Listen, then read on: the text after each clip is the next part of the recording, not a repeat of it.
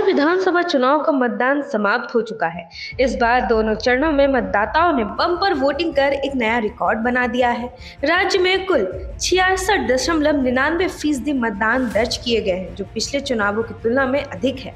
राजनीतिक जानकारों का मानना है कि इस उच्चतम मतदान फीसदी के पीछे सत्तागढ़, एनडीए और विपक्षी महागठबंधन के वादे का बड़ा प्रभाव रहा है।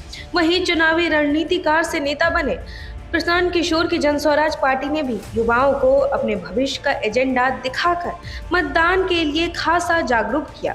इस बार का चुनाव कई दिग्गज नेताओं के लिए राजनीतिक करियर की अंतिम पारी जैसा माना जा रहा है, जबकि नई पीढ़ियों के नेताओं के लिए ये एक नया अवसर का दौर खोल सकता है। ऐसे में दोनों पीढ़ियों के नेताओं ने पूरी ताकत झोंक दी है। वहीं चुनाव के दौरान पक्ष और विपक्ष के बीच ध्रुवीकरण ने भी इस मुकाबले को और दिलचस्प बना दिया है। आइए आपको बताते हैं 5 उन फैक्टर्स के बारे में जिसके चलते बिहार में बम्पर मतदान हुआ। जन स्वराज ने बदला चुनावी एजेंडा। जन स्वराज पार्टी ने इस विधानसभा चुनाव में अपने लिए मजबूत पकड़ बनाई। पार्टी ने युवाओं, रोजगार, पलायन और शिक्षा जैसे मुद्दों को सबसे पहले रखा। प्रशांत किशोर के नेतृत्व में पार्टी ने बार बार कहा कि वोट विकास और भविष्य के लिए दे।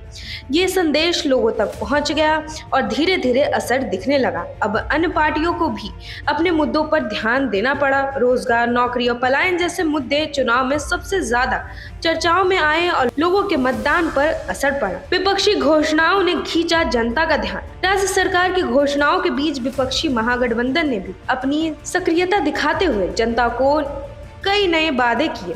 विपक्ष ने हर घर में एक व्यक्ति को सरकारी नौकरी देने और महिलाओं के खाते में 30,000 रुपए की आर्थिक सहायता भेजने का ऐलान किया, जिसने मतदाताओं के बीच गहरी पेड़ बनाई। उसके साथ ही विपक्ष ने अपराध के खिलाफ सख्त कार्रवाई की बात कही, भरोसा दिलाया कि आरोपियों को जल्द से जल्द जेल भेजा जाएगा। इन घोषणाओं के जरिए विपक्ष ने खुद को एक मजबूत और निर्णायक विकल्प के रूप में पेश किया। जनता के बीच इन वादों का प्रभाव देखा गया। बेरोजगार युवकों और महिलाओं में, जिन्होंने विपक्षी की घोषणाओं को एक बेहतर बदलाव की उम्मीद के रूप में देखा। सरकारी योजनाओं ने बढ़ाई सहूलियतें। इस बार के चुनाव में राज्य सरकार ने जनता को लुभाने के लिए कई कल्याणकारी योजनाओं की घोषणा की। इनमें न केवल वादे किए बल्कि कई योजनाओं का लाभ सीधे लोगों तक पहुंचाए भी गए।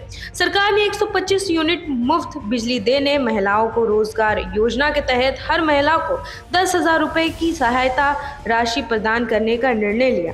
दिलचस्प बात ये रही कि इस योजना के तहत भुगतान समय पर शुरू हुआ और अब तक 1.5 करोड़ से अधिक महिलाओं को इसका लाभ मिल चुका है। इसके अलावा जिन्होंने योजना के तहत बेहतर कार्य किया, महिलाओं को अब 2 लाख रुपए तक का बोनस मिलेगा।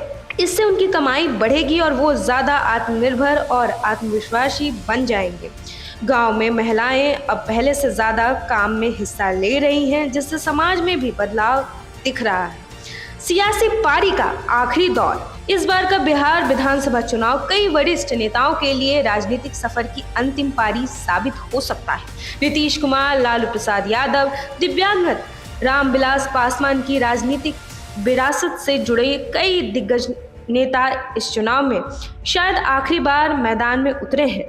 कुछ के टिकट कट गए तो कुछ ने बागी तेवर अपनाते हुए अलग दलों से किस्मत आजमाने का फैसला किया। ऐसे में कई नेताओं ने अपनी पूरी ताकत झोंक दी है और भावनात्मक पूर्ण अपील के जरिए जनता से जुड़ने की कोशिश की। उनके समर्थक भी इस बार खुलकर मैदान में उतरे। कई जगहों पर अपने नेता के समर्थन और आखिरी चुनाव की भावना ने मतदाताओं को मतदान केंद्र तक खींच लिया। ये चुनाव जहां नई पीढ़ी के नेताओं के लिए राजनीति में प्रवेश का द्वार बना है, वहीं पुरानी पीढ़ी के लिए ये अपने राजनीतिक योगदान का अंतिम अध्याय लिखने जैसा रहा। बिहार का ये चुनाव सिर्फ वोट का मुकाबला नहीं, बल्कि एक नए और पुराने नेताओं की राजनीतिक जंग का भी अखाड़ा बन गया है। अब सबकी नजरें अगले नेताओं पर टिकी है, जो तय करेगी कि बिहार की राजनीति में नया दौर कब और कैसे दस्तक देगा।